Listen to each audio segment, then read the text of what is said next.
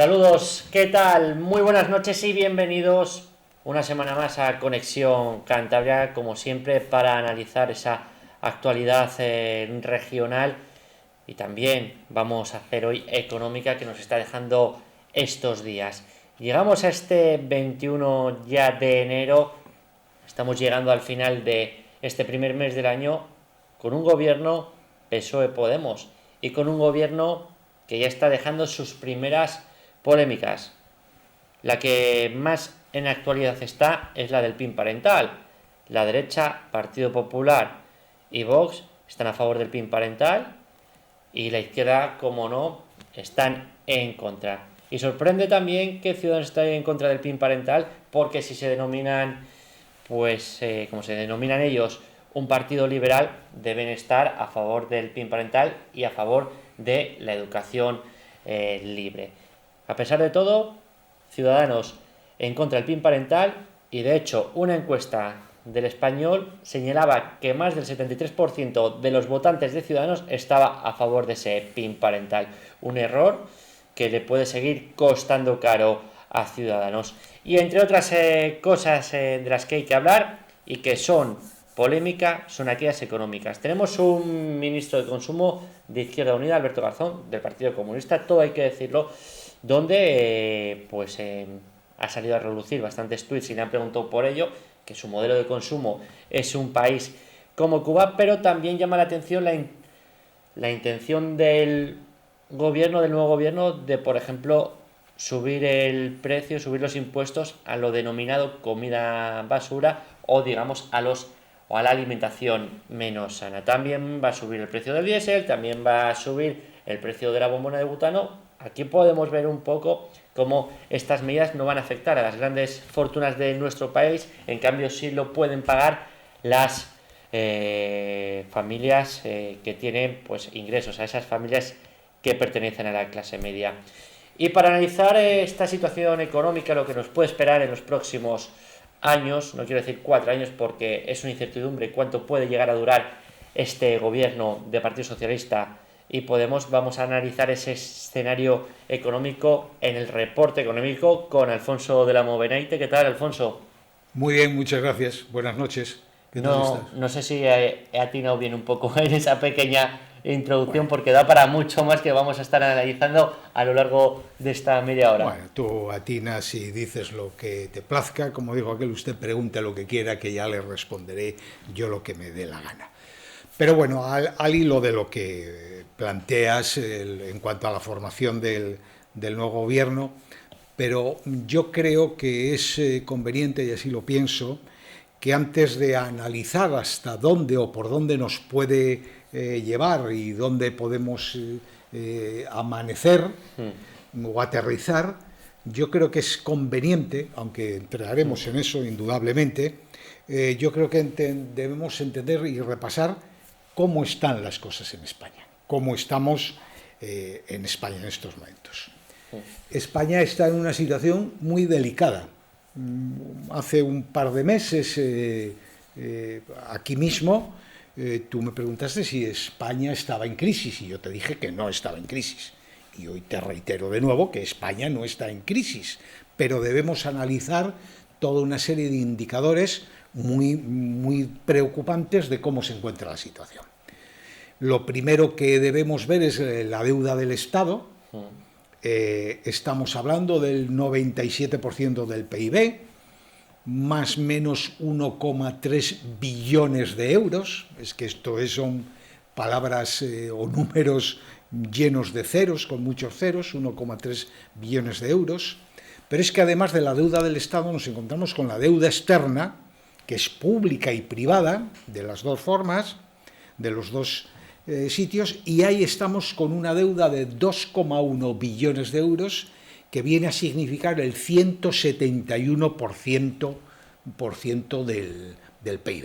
Es decir, lo primero, cómo nos encontramos enormemente endeudados, con lo peligroso y lo dañino que eso es para cualquier economía que quiera avanzar de manera sana. Eso es lo primero, lo que planteo.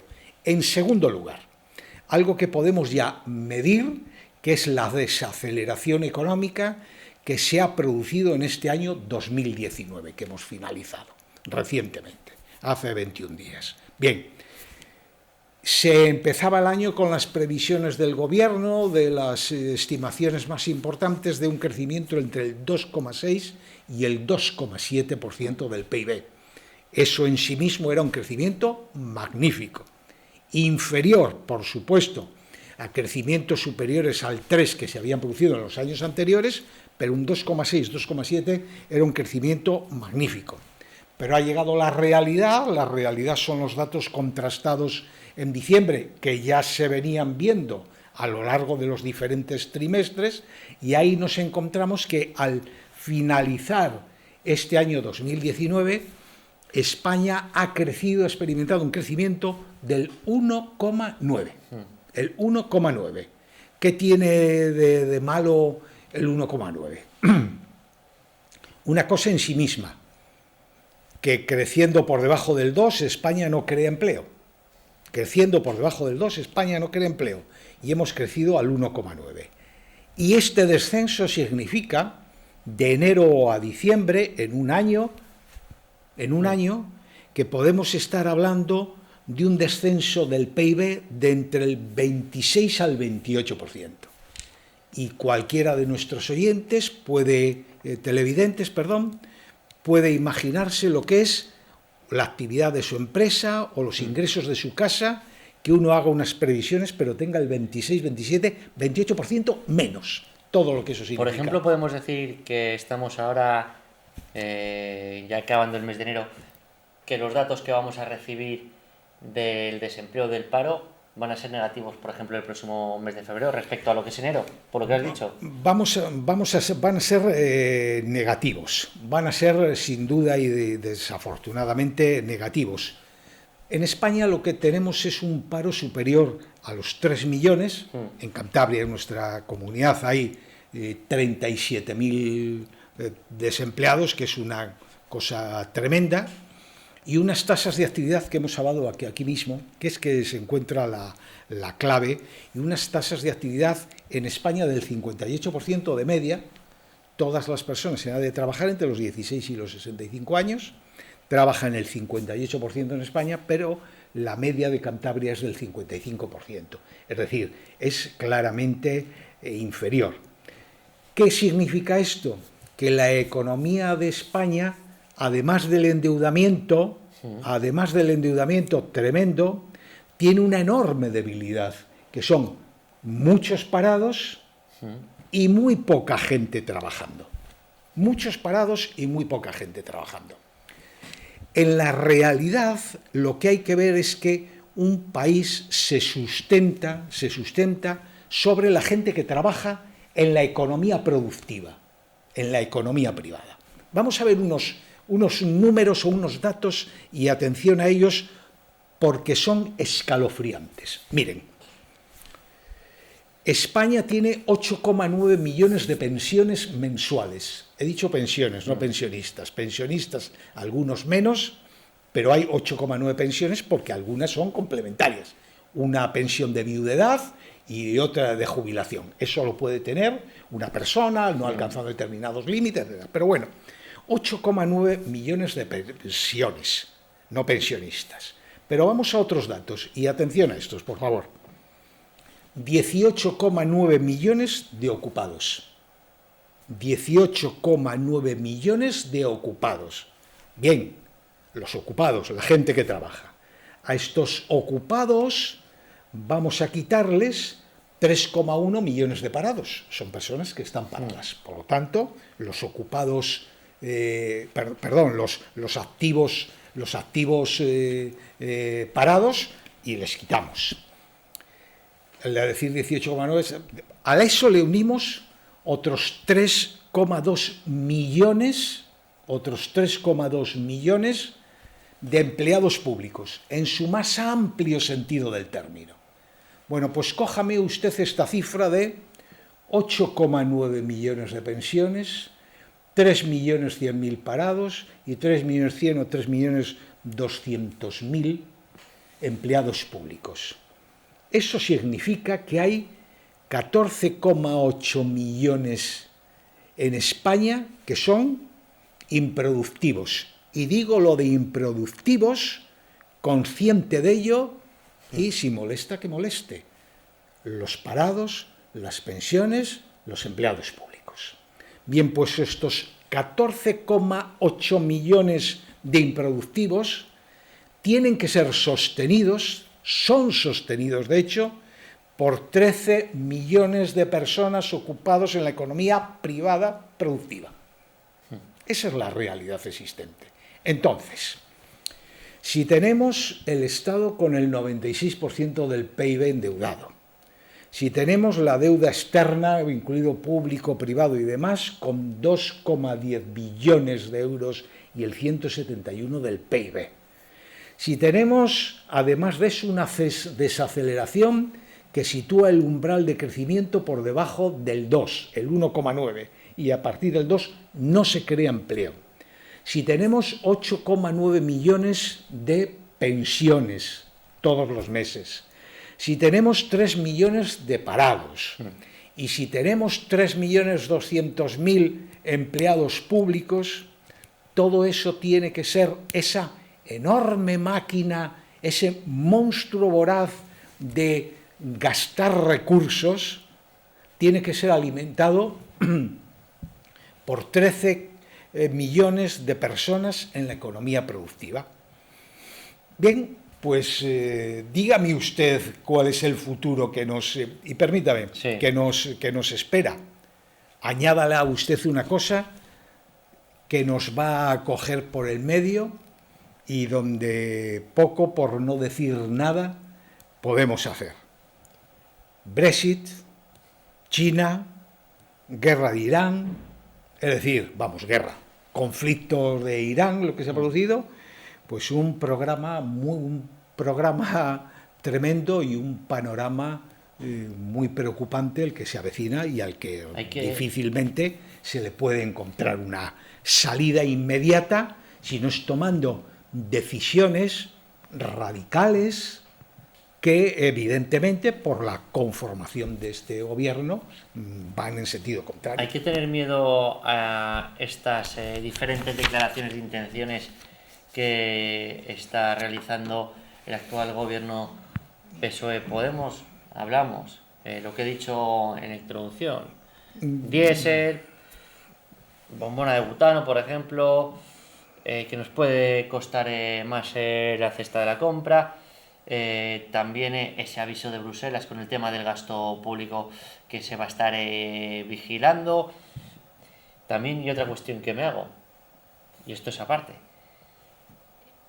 la vivienda, por ejemplo, también viendo cómo está y explicando el panorama que has hecho, va a caer ese precio de la vivienda durante este año o durante los próximos años. A ver, voy a hablar de propuestas o ideas u ocurrencias, pudiera ser, que he oído o leído a miembros del gobierno, del PSOE y de Podemos. No voy a hablar del entramado, del apoyo parlamentario de los proetarras de Bildu, ni los independentistas de Esquerra. Eso aparte de los apoyos parlamentarios que ha tenido para salir electo presidente. Propuestas económicas escuchadas a los miembros o leídas o planteadas. Y visto lo que hemos visto, vamos a ver algunas de las propuestas que se anuncian. ¿Cómo puede eso al final acabar? Todavía no lo sabemos, porque lo que requiera mayorías parlamentarias, y estamos en un régimen parlamentario, van a requerir otro tipo de historias que no sé cómo pudieran acabar, dado que es un partido que tiene 100 y pico escaños lejanos a la mayoría absoluta y no sé cómo irá eso. Porque de nuevo tendrá que volver pues con toda esa tropa que le ha sacado adelante, el PNV, los proetarras de Bildu, los del CIU, como se llamen ahora, los de Pujol, y todo eso, eso sería otro camino. Pero analicemos cosas que vayamos a ver. Vamos a ver.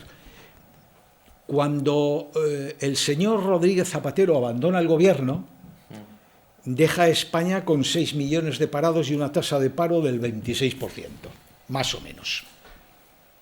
De esa funesta política económica que lleva a esa situación desesperada, que lleva a la crisis, a la quiebra del Estado, uno de los mayores responsables fue Cándido Méndez y el sindicato UGT, que era el brazo armado de las políticas de empleo de José Luis Rodríguez Zapatero. Bueno, y lo siguen siendo también ahora, bueno, ¿no? Eso es a lo que voy. Ahí les llevo. Entra el gobierno que le sustituye y hace una reforma laboral. A mí esa reforma laboral me parece tímida, timorata y poco dispuesta a solucionar graves problemas. Pero, evidentemente, fue un paso adelante. Esa reforma laboral permitió bajar de 6 a 3 millones y de una tasa de paro del 26 al 13.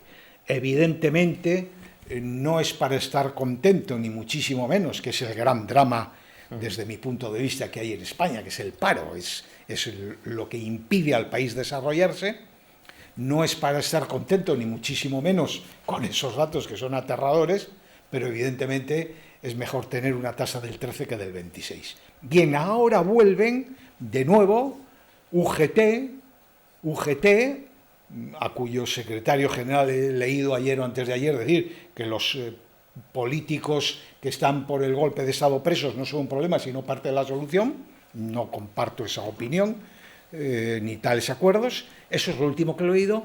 La UGT está pidiendo una derogación absoluta y total de esa reforma laboral, lo cual nos retrotraería a tiempos pasados y volvería indudablemente a producir paro. Aunque eso sí, volverían los convenios sectoriales a tener primacía y la UGT a estar en la pomada y a recibir más. Aquí una cuestión, la reforma laboral que estuvo en ese pacto con Podemos, es decir, está firmado. Está ahí, por eso es una de las cosas que va a entrar. Pero ¿por qué, ¿por qué según tú la reforma laboral es una solución y no un error como lo plantea el Partido Socialista y también como lo plantean muchísimos trabajadores y también, como has dicho, sindicatos? Pues por una razón muy sencilla, porque es intervencionista, no permite la flexibilidad laboral y somete a unos corsés tales a la empresa que no contratan. En cuanto han tenido una poca posibilidad de tener alguna vía de escape a una ley de hierro que era como las de Girón de Velasco y la Falange en los tiempos de la dictadura, una ley de hierro, en cuanto han podido contratar, pues ya se ha visto lo que ha ocurrido, del 26 al 13%. Pero ahora los trabajadores, gente que está en casa trabajando, dicen, ya, pero es que con la reforma laboral lo que se ha hecho ha sido, por ejemplo, abaratar el despido y que sea más fácil despedir. Sí, claro, y también más fácil contratar. No, si aquí queremos tanto a los trabajadores, algunos quieren tanto a los trabajadores que les prefieren muy cuidados y muy atendidos en el paro, antes que afrontar los mercados de trabajo que tienen que ser dinámicos y activos. Aquí el problema, o en algunos países el problema no es que te despidan, en ningún caso, porque las posibilidades de encontrar trabajo, incluso superiores, son muy amplias. Aquí el verdadero problema es la imposibilidad de contratar en condiciones por la situación del mercado laboral, que es una coraza de hierro impuesta por todo el mundo y que por lo tanto la gente dice, ¿yo cómo voy a contratar? Pues esta es la cuestión, pero en mi opinión una reforma laboral timorata. Mire, usted sabe cuál es. Austria y los Países Bajos están en tandas salariales de 46.000 euros, en salarios medios de 46.000 euros, y las tasas de paro están en el entorno del 4%. ¿Sabe, por ejemplo, qué dos características tienen Austria y los Países Bajos? Que no hay indemnización por despido y que no hay contratos fijos estables para nada. Contratas y dejas de contratar, pero hay el 4% de paro y que no hay salario mínimo tampoco, y los salarios son de 46.000 euros. Esa es la diferencia. Algunos entendemos que la libertad es el bien supremo que hay que hacer para establecer, para poder trabajar y poder desarrollarse, y otros establecen que un Estado omnipotente tiene que controlarlo todo. Bien, pues ya está controlando todo y tiene usted las tasas de paro que tiene. Ese es el asunto. Esto en cuanto al paro. Pero es que luego viene la tasa de la historia de los impuestos. Sí. Van a subir el IRPF y los impuestos a las empresas. El daño que se hace al consumo de las personas, físicas. Ahí está igual el mayor problema, me refiero en aspecto de el impuesto a la empresa, porque claro, tú puedes tener cualquier persona que nos está viendo igual puede tener un pensamiento que cree mucho en el Estado, pero lo que tiene que tener claro, también el que nos está viendo desde su casa, es que los gobiernos no son los que crean empleo, los que crean empleo son las empresas. Si subes impuestos a las empresas, más complicado van a tener el contratar trabajadores. Pues es así de sencillo. Pues vayamos uniendo, hace usted una reforma laboral como la que produjo 6 millones de parados, retróigase. Suba usted a los impuestos a la gente, por lo tanto, menos capacidad de gasto y de consumo. El principal componente del Producto Interior Bruto, el consumo privado.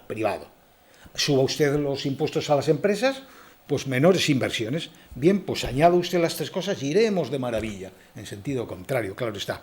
Pero las rentas del capital también suben. El capital que invierte en el mundo empresarial le suben hasta 4 puntos.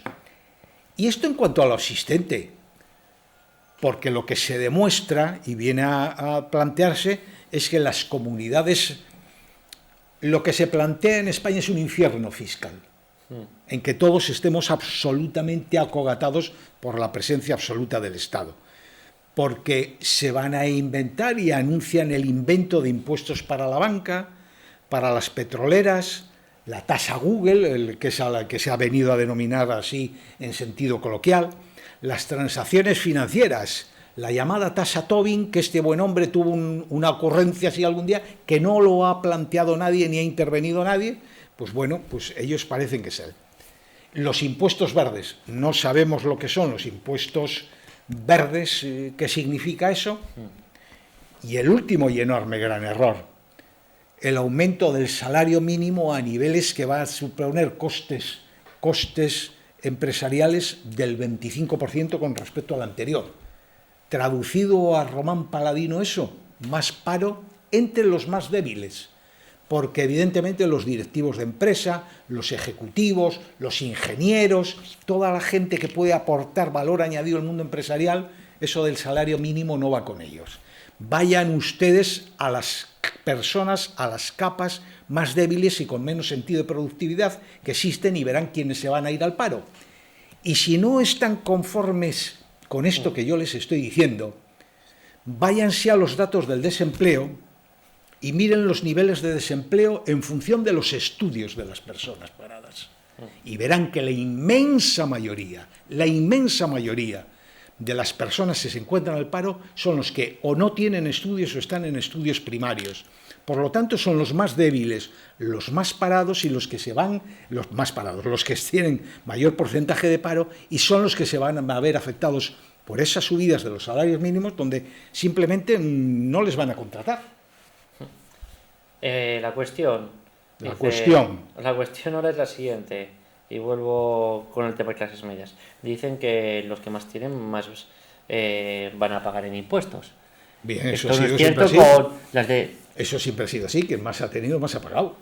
No. Pero esto no va a cambiar, o va a cambiar ahora. Me refiero a lo que te he mencionado. Lo que utilizan las clases medias, los bienes básicos de las clases medias, ahí se ve a ver, por ejemplo, que sube el precio. Lo menciono con la bombona de butano, que insisto, con lo de los productos alimenticios no saludables, digámoslo de esta manera. Pero vamos. El diésel, quien tiene el diésel, que es el eterno debate, el diésel desde que salió a la luz de todo este tema. Vamos a ver si un día lo hacemos esta primavera, si a usted le parece bien, por supuesto, como es natural, que yo no le voy a decir cómo tiene que hacer sus programas, pero un día aquí con una pizarra electrónica para que salga bien en pantalla y se pueda reflejar, vamos a analizar lo que hoy, sin las subidas anunciadas, lo que hoy paga en impuestos una persona con el salario de los 23.000 euros, que es el salario bruto medio que existe en España, el de los 23.000 euros. Y vamos a ver todos los impuestos que salgan. Y al final de todo eso, veremos que alguien con 23.000 euros de ingresos puede estar pagando el 75% de su salario en impuestos, porque impuestos es el IRPF, pero el 50% de cada litro de combustible al coche son impuestos, y la bombona de butano, como se dice, son impuestos, y el IBI son impuestos, y el de circulación son impuestos, y comprar patatas tiene impuestos. Y es que cualquier cosa que hagamos nos lleva a que una persona con el salario medio de España bruto, salario medio bruto de 23.000 euros, paga el 75% en impuestos. Un día la verdad es que es un poco laborioso hacerlo, pero si un día tengo humor y usted me deja, lo hacemos aquí y les demostramos cómo se pagan eso. Y todo ello con datos oficiales, nada de yo digo que no, no, con datos oficiales. Claro, un Estado que ya se lleva por todo Estado, me refiero a todas las administraciones, al Estado de la Nación, las comunidades autónomas, los municipios, lo que te toque por el medio. Lo que te toque por el medio, porque este es otro de los grandes dramas económicos de la estructura de España. Mira, en España hay Gobierno de la Nación, comunidades autónomas, diputaciones provinciales, cabildos insulares, mancomunidades, ayuntamientos, pedanías, juntas vecinales y empresas públicas, y empresas y entes públicos. Como usted comprenderá, ahí están 3,2 millones de personas, más los 3 millones de parados, más los 8,9 millones de pensiones, alimentados por 13 millones en la economía productiva. Y con todo este panorama que hemos estado explicando durante todo este tiempo, ¿cómo afrontar el 2020? Con mucha paciencia. Sobre todo paciencia. ¿Cómo afrontar 2020? Pues con mucha prudencia, la gente con mucha prudencia. Sí. Es lo que tiene que hacer. Lo primero de todo, no puede uno endeudarse. Y al decir endeudarse, que no se nos malinterprete. Yo no estoy diciendo que usted vaya a unos grandes almacenes o una tal y utilice la tarjeta y pague en 3 plazos una lavadora o un frigorífico o vaya a hacer su cambio de su coche. No me refiero a eso, evidentemente. Pero mucho cuidado con el endeudamiento, porque el endeudamiento... hay 3 cosas que son el cáncer de un país y que se le llevan por delante, que son el endeudamiento, la inflación y los impuestos. El endeudamiento es absolutamente terrorífico el que tenemos. Los impuestos, como ya le digo, el 75% de un salario medio son impuestos de todas las administraciones públicas, y lo que afortunadamente, pues al 0,8 que ha finalizado 2019, la inflación parece controlada. Por lo tanto, que recomendamos que no va a ser buen momento, por ejemplo, para comprar una casa o un coche No, que sí se puede. No, vamos a ver, que no se puede generalizar. Sí, pero las economías son distintas. Y al decir que no se endeudan irracionalmente, cada uno conforme a sus posibilidades, porque somos todos distintos y todos tenemos distintas obligaciones, distintos ingresos y distintas previsiones. Lo que yo no pueda endeudarme comprándome un coche, usted sí lo puede hacer. Es decir, todo es distinto. Lo que quiero decir es la prudencia conforme al endeudamiento en nuestras posibilidades. Pues Alfonso del Amo, un placer como siempre y como cada mes con ese reporte económico, y también planteando un poco lo que nos puede llegar este 2020 y estos próximos años. Vamos a ver. Veremos. Muchas gracias. De nada, hasta la próxima. Y nosotros hacemos un alto en el camino y después regresamos con Rosa Díaz, alcaldesa de Polanco.